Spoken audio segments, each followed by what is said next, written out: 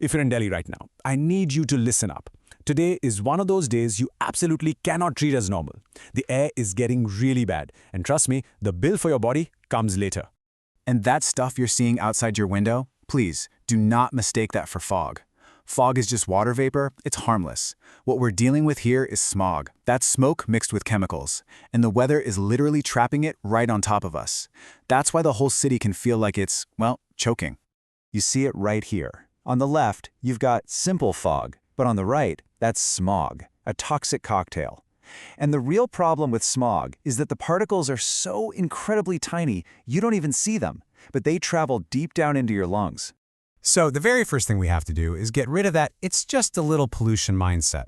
The issue with smog is that the damage isn't always immediate. No, it's silent, and it just keeps building up day after day. And I know what some of you might be thinking. I'm fine, nothing ever really happens to me. But let's just challenge that for a second. Are you sure you're totally unaffected? Because these are the quiet warning signs to look out for.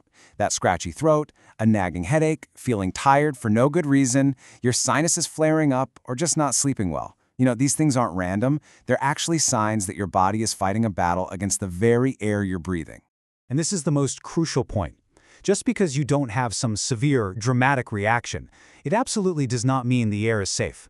All it means is that your body is tolerating the damage, for now. Have you ever noticed how some days just feel so much heavier, so much worse than others, even when the pollution numbers look similar? Well, there's a scientific reason for that, and it all comes down to trapped air.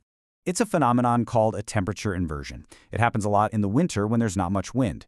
Basically, a layer of warm air acts like a giant lid, trapping all the smoke, all the dust, all the pollutants right at ground level, exactly where we're breathing. It literally has nowhere else to go. So when you step outside and you think, wow, the air feels so heavy today, you are not imagining it. You're right. The pollution is physically denser and it's trapped all around you. That's also why the air can feel completely different in the morning compared to the evening on the very same day. Okay. So now that we get why the air is trapped and feels so awful, let's talk about the common mistakes that so many of us make. Things that actually make our exposure to all this bad air even worse. All right, number 1, calling it fog. It's not. Number 2, wearing a simple cloth mask. Honestly, it's just a showpiece. It does absolutely nothing against these tiny, harmful particles.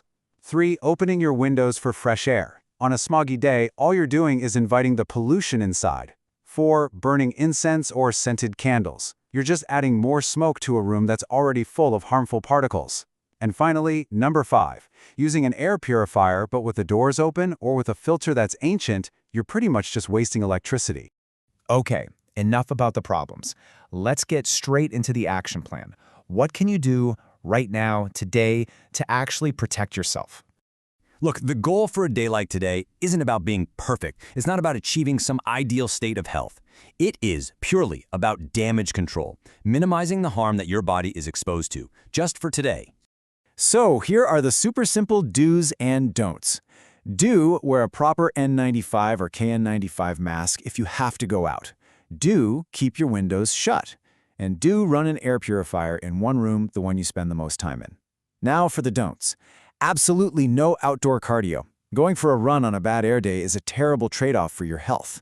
Don't open your windows for fresh air, and please avoid any extra indoor smoke. Now this is really important. For the most vulnerable people, our kids, the elderly, and anyone with asthma, this is not the time to be a hero. Keep them inside as much as you can. Watch them for symptoms like wheezing, a tight chest, or a cough that won't go away. And if those symptoms start, you consult a doctor right away. And hey, if you're thinking about buying an air purifier, here is the no-nonsense guide. First, the KDR, that's the clean air delivery rate, it has to match your room size. Second, you have to insist on a true HEPA filter. And third, and people forget this, check the filter replacement cost beforehand. Otherwise, that expensive purifier you bought is just going to become a very expensive fan in about 3 months.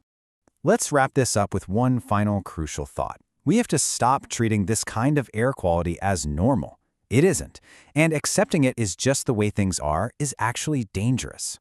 So your takeaway for today is simple, it's actionable. Skip that outdoor run. If you must go outside, wear a proper mask.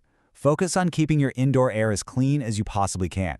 That means no extra smoke inside and using your purifier the right way. And I'll just leave you with this one question. Will you share this with just one friend who still looks outside and calls this fog? Because that simple misunderstanding, that one word, is literally costing us our health.